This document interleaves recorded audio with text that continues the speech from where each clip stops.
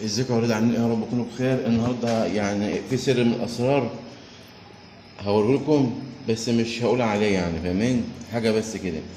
لكن هسيب لكم انتوا تقولوا في التعليقات إيه انا اللي عملته وايه اللي تركته. دي كركم على كذا حاجه، تمام؟ ممكن ترفع عليك فوق شويه وتبعد عني. ده حضراتكم كركم على كذا حاجه، تمام؟ احسن بقى ليه بقى؟ اصل في كذا حد يقول لك ايه ده جده اللي معلمنا، وجده اللي قايل لنا، وجده وجده وجده. طيب يعني شوف جده ربنا يبارك لك فيه ويرحمه كان مات، يعني قال لك على الوصفه دي ولا إيه؟ هنجيب 2 سمك حلوين كده، تمام؟ هنبدرهم بس بالملح كده، هنبدرهم بس اول، تمام؟ بدرناهم اهو، عشان بس لو في شويه ميه ولا حاجه الملح ده ايه يعني ننزله من عليهم. طيب نغسل ايدنا،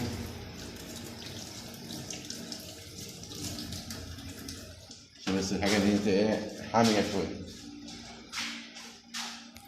والله انا مش ببخل على حد، بس الواحد برضه بني ادم، الحاجات دي بعد حاجه بتستفزه، يعني فاهمين؟ هنجيب الحاجه دي يعني ونقول بسم الله كده اهو. طبعا انا عرفت تلات ارباع اللي هيعلق هيقول ده ايه، ماشي قولوا كفايه كده.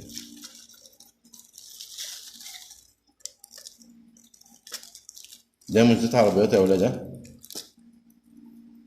ده مش زيت عربيات، تفتح على فكره، ده مش زيت عربيات ولا زيت موتوسيكلات. خليكم بس ثواني كده، بس يعني نحطه نحطه في قلب الازازه بتاعته الخاصه بيه يعني. ماشي، هنقلب الحاجه الجميله ده هنا على شويه الملح الجمال برضه اهو اهو.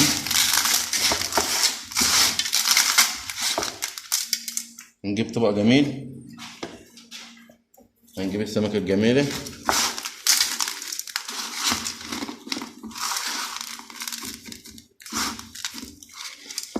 في الطبق الممتاز، نحط السمكة برضه المتبدرة التانية فيها. هو مش هيلزق فيها لأن أنا إيه عارف اللي هيحصل، فعشان كده بدرتها الأول قبل ما ما أحط الخلطة ديت على الملح. خلاص يا حبايب، ده ملح خشن عادي خالص، بس جودة عالية شوية، لأن الملح يعني أي ملح يا حبايب ما بينجحش، يعني لو مش 100 مش هينجح. قصر الكلام، لو الملحية مش 100 والله السمك ما بينجح يعني للأسف.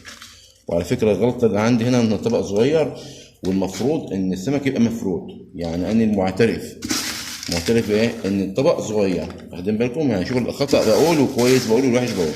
المفروض السمك يا ولاد يبقى مفرود، عودوا نفسكم ان السمك يبقى مفرود. السمك لو مش مفرود بيطلع يعني عامل احنا كمثلا كسماكين بنقول عليه رابط دم من عند الديل، رابط دم. خلصنا كل الكمية، هنغسل ايدنا ونرجع لكم. اقفل يا مصور. ماشي يا حبايب، ارفع ارفع عشان تشوف يا انس. ماشي يا حبايب، ده بعد ما خلص اهوني يعني قضاء الحد الحد يبقى حد حد 2 3 4 4 ايام، وهنفتح عليه مع بعض ان شاء الله. هنشوف النتيجة.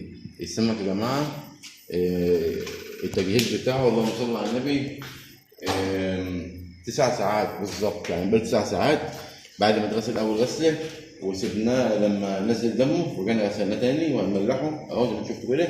هنسيبه 4 أيام. أنا بملح بالطريقة دي بقالي أكتر من 20 سنة، بس المنتج ده أنا ما قصيش يعني كشفت عنه ورا النهارده عشان في حد يهمني يستحلفني بالله، يقول لي ورينا بس انت بتعمل ايه وايه وايه. في حاجات بتعملها مثلا من ورانا او حاجه خاصه بيك، مش مهم تقول ايه هي، يعني نشوف بس كده يعني ايه الادوات. فطبعا انا ما بحبش اقول حاجه خاصه لواحد بس، يعني حاجه مثلا تخص الشغل وكله هيستفيد تبقى بقولها لكله بقى، مش بعلن عن اسمها بقى، لازم نجتهد احنا بقى ونجرب وندور.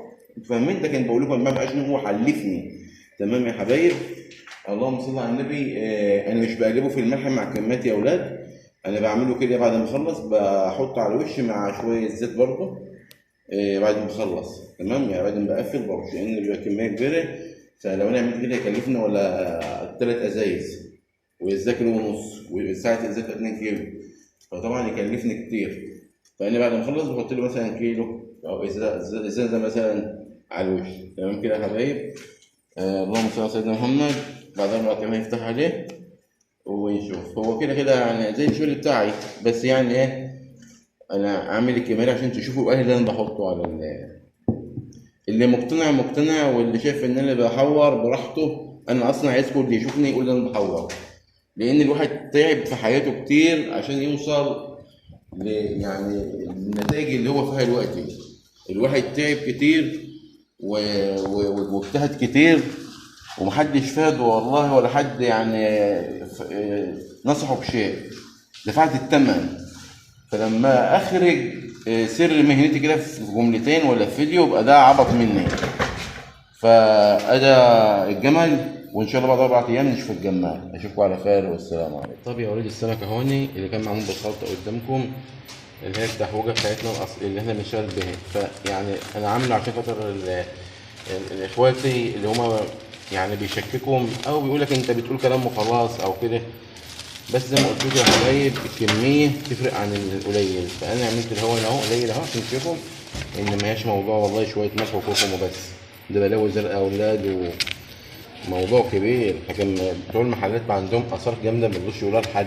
خلي بالكم، يقول لك ده اكل عيش ومش عارف ايه. يعني انا الدنيا كلها زعلانه مني عشان اللي انا بعمله ده.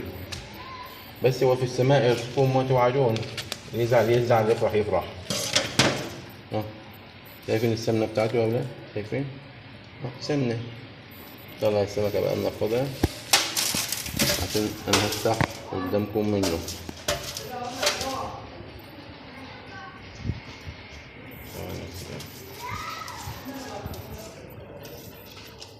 هتوصل بقى قوي. ماشي. رزق اللي هاكلها. ايه السمكه عاديه يا حبايب. هنفتحها بقى مع بعض كده اهو. ركز يا انس، ركز بقى كده، روح امشي زي ما انت عايز.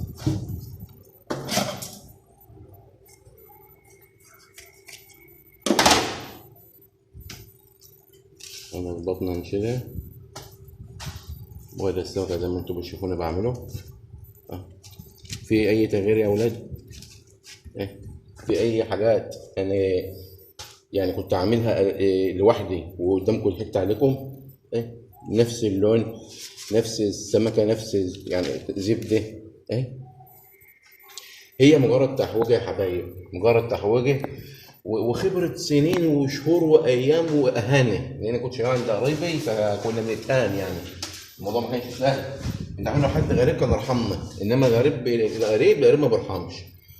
فده يا حبايب بالتحويجه من البدايه للنهايه اهو، وعلى عينك يا تاجر. قسما بالله ما زاد غير انني لفتها فوق في شنطه كمان عشان التدفئه واحوش عنها لو في دبانه ولا حاجه. بس ما في اكتر من كده. اللي يصدق يصدق، ما يصدقش ما يصدقش. ادي الفيديو صور لك صوره يا حاج انس، وربنا يرزق الجميع. والتحويجه دي يا اولاد لا تباع ولا تشترى، يعني لا ببيعها ولا بشتريها من حد غريب. دي احنا بنعملها على ايدنا نصها ونص، يعني في حاجه خام كده وبقى بنعمله على ايدنا نكمل. ماشي يا حبايبي؟ قبل التنظيف اهي، وبعد التنظيف. اشوفكم على خير في كل جديد، والسلام عليكم.